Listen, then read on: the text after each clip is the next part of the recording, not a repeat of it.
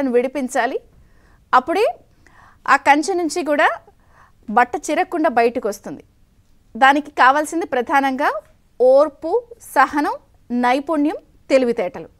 ఇవన్నీ కలగలిపి ఉన్నప్పుడే ఆ ముళ్ళ కంచె మించి బట్ట చిరిగిపోకుండా చాలా జాగ్రత్తగా తీస్తాం. కాబట్టి 5 ఏళ్ల విధ్వంసాన్ని, 5 ఏళ్ల పాలనలో 50 ఏళ్ల విధ్వంసాన్ని చూపించినటువంటి వైఎస్ జగన్ ప్రభుత్వాన్ని ఇప్పుడు నిజంగా ఒక ముళ్ళ కంచె మీద పడినటువంటి బట్టగానే ఆంధ్రప్రదేశ్ అంతా ఉంది అనేది దాదాపుగా యావత్ ఏపీ ప్రజలంతా భావిస్తున్నారు. తిని తొంగుంటే ఒక ప్యాలెస్లో తిని తొంగుని బటన్ నొక్కితే నాయకుడు అయిపోడు. కాబట్టి ప్రజానాయకుడు అంటే ప్రజల ఊపిరిగా, ప్రజల క్షేమమే ఒక ప్రజానాయకుడికి ఉండే ప్రధాన లక్షణం. కాబట్టి మళ్ళీ ఆ ముళ్ళ కంచె మీద నుంచి చాలా ఓర్పు, నైపుణ్యం, తెలివితేటలు, సహనంతో అన్నీ గట్టెక్కించాలి అంటే ఖచ్చితంగా ప్రజానాయకుడు, ఒక దార్శనికుడు కావాలి అని ఆంధ్రప్రదేశ్ ప్రజలు భావించారు. ఆ ప్రజానాయకుడు, దార్శనికుడే ఏపీ సీఎం చంద్రబాబు గారు. సో వచ్చిన వెంటనే కూడా ఆ ముళ్ళ కంచె మీద నుంచి ఉన్నటువంటి ఆ బట్టని చాలా జాగ్రత్తగా ఒడిసిపట్టి అడుగులు వేయడం ఆయన ప్రారంభించారు. సో ప్రమాణ స్వీకారం చేసిన వెంటనే ఆంధ్రప్రదేశ్ ప్రజల జీవనాడి అయినటువంటి పోలవరం పర్యటనతో ఆయన దీనికి శ్రీకారం చుట్టారు. సో దాని ఇంపార్టెన్స్ ఏంటి, అది ఏ విధంగా ఎంత ప్రజలకు అవసరం అన్న విషయాన్ని క్షేత్రస్థాయిలో వెళ్ళి అసలు ఎలాంటి ఉన్న ప్రాజెక్ట్ని ఎలాంటి దీనస్థితికి గత ప్రభుత్వం తెచ్చేసిందన్న విషయాన్ని అధికారుల ద్వారా తెలుసుకుని ఒక రకంగా చెప్పాలంటే దాన్ని ఎలా ఒడ్డున పడేయాలి అన్న విషయానికి సంబంధించి ప్రణాళిక కూడా ఆయన రచించడానికి సిద్ధమైపోయారు. దానికి సంబంధించి సమీక్షను చేశారు. సో వచ్చిన వెంటనే కూడా ప్రయత్నాలు మొదలుపెట్టారు. ఇదేముంది పోలవరం ప్రాజెక్టు, అసలు ఇది ప్రపంచంలో ఎవరికీ అర్థం కాదు అంటూ అజ్ఞానంతో మాట్లాడినటువంటి గత మంత్రులకు కూడా ఇది ఎట్లా చేయాలి అనేది ఒక ప్రణాళికాబద్ధంగా ఒక రూట్ మ్యాప్ ఆయన సిద్ధం చేశారు. సో పోలవరంతోనే ఆయన పని మొదలు పెట్టేశారు. తర్వాత గుండెలు అవిసిపోయేలాగా 5 ఏళ్ల పాటు భూములు ఇచ్చిన రైతులంతా కూడా రోడ్ల మీదే ఉంటూ అసలు కలల రాజధాని ఇలా అయిపోయింది అని చెప్పి వాళ్ళందరూ భావించిన నేపథ్యంలో శిథిలావస్థకి చేరిపోతే ప్రమాణ స్వీకారం కాకముందే ఆ ప్రాంతం అంతా కూడా జంగిల్ క్లియరెన్స్ చేస్తూ అక్కడ కూడా పని మొదలుపెట్టారు. అయితే ఈరోజు ఏపీ సీఎం చంద్రబాబు గారు అమరావతి పర్యటనకు వెళ్తున్నారు.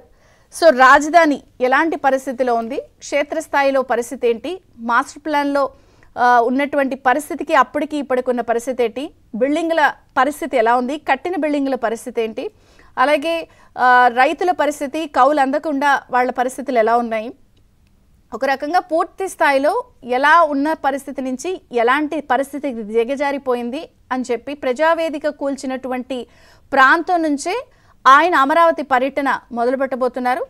సో చెప్పకనే ఆంధ్రప్రదేశ్ ఏ అంటే అమరావతి, పి అంటే పోలవరం అంటూ ఒక కొత్త డెఫినిషన్ని ఇవ్వబోతున్నారు ఏపీ సీఎం చంద్రబాబు గారు.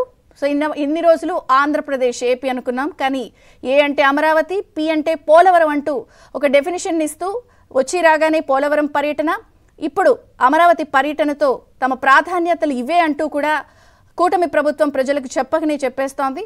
సో ఒక్కో అడుగు మొదలు పెట్టారు. చాలా ఓర్పు, నైపుణ్యంతో ఆ ముళ్ళ కంచె మించి బట్టను తొలగించి ఏపీ ప్రజలకి దాని యొక్క అభివృద్ధి ఫలాలు అందించేందుకు పూర్తి స్థాయిలో రంగం సిద్ధం చేస్తున్నారు.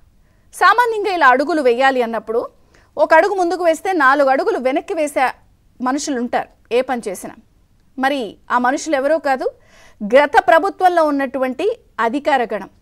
సో గత ప్రభుత్వంలో పూర్తి స్థాయిలో పని మానేసి మేత మేయడమే పనిగా పెట్టుకున్నటువంటి అధికారులందరిపై కూడా ఏపీ సీఎం చంద్రబాబు గారు కొరడా జులిపించారు. దాదాపుగా ప్రక్షాళన ప్రారంభమైపోయింది. 19 మంది ఐఏఎస్లకు స్థానచలనం ఇచ్చారు. వాళ్ళందరినీ జీఏడీలో రిపోర్ట్ చేయమన్నారు. శ్రీలక్ష్మి, రజత్ భార్గవ్కి అయితే నో పోస్టింగ్, మురళీధర్ రెడ్డి, ప్రవీణ్ ప్రకాష్ కూడా అంతే. సో వీళ్ళంతా కూడా జీఏడీలో రిపోర్ట్ చేయాలని ఇప్పటికే ఆదేశాలు ఇచ్చారు. అలాగే సిఆర్డీఏ కమిషనర్గా కాటంనేని భాస్కర్, ఆర్థిక శాఖను గాడిని పెట్టే చర్యలు కూడా అప్పగించిన నేపథ్యంలో కీలక బాధ్యతలు అటు సాయి ప్రసాద్, ప్రద్యుమ్న, కాటంనేని భాస్కర్కి అప్పచెప్పారు. ఇక అంటకాగినటువంటి వారందరికీ no posting, Srilakshmi, Rajat Bhargav, Muralidhar Reddy, Praveen Prakash. So ఒక రకంగా ఒక అడుగు ముందుకు వేసినప్పుడు 4 అడుగులు వెనక్కి లాగే ఇటువంటి వీళ్ళందరినీ కూడా ప్రస్తుతం వీళ్ళకి కఠినమైన శిక్షలు పడే విధంగా వాళ్ళు చేసినటువంటి తప్పులకి చర్యలు తీసుకోవాలని డిమాండ్ వినిపిస్తున్నప్పటికీ కొంతమంది రిజర్వ్లో పెట్టాలి, లూప్ లైన్లో పెట్టాలి, ఎటువంటి పోస్టింగ్లు ఇవ్వకూడదు అనుకుంటున్నారు. కానీ ప్యారలల్గా అటు ప్రక్షాళనతో పాటు పని కూడా మొదలు పెట్టేశారు.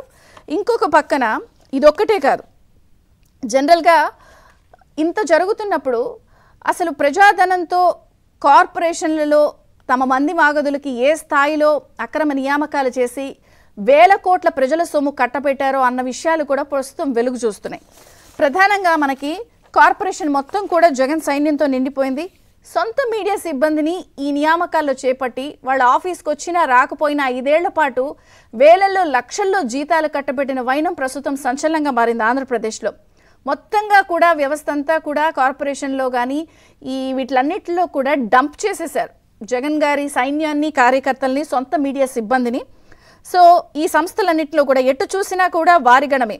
AP NDC, MDC, fibre net, e Pragati, digital corporation ఎక్కడ చూసినా కూడా పని చేసినా చేయకపోయినా మనోడేనా, మన సైన్యమేనా, మన కార్యకర్తేనా అంటూ వాళ్ళందరికీ కూడా వేల కోట్ల రూపాయలు, లక్షల్లో చెల్లింపులు చేశారు. ఈ విషయం కూడా ప్రభుత్వం దృష్టికి వచ్చింది.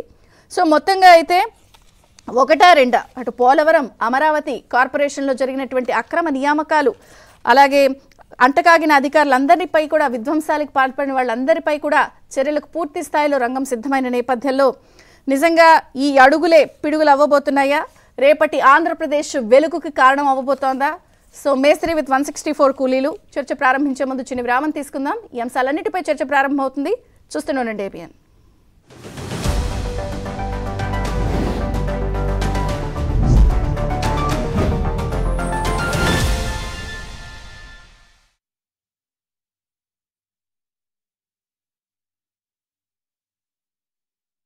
మీద బట్ట పడింది అనుకోండి, దాన్ని ఈ అడుగులే పిడుగులు అవ్వబోతున్నాయా? నైపుణ్యం, తెలివితేటలు ఇవన్నీ కలగలిపి ఉన్నప్పుడే ఆ ముళ్ళ కంచె మెంచి బట్ట చిరిగిపోకుండా చాలా జాగ్రత్తగా తీస్తాం.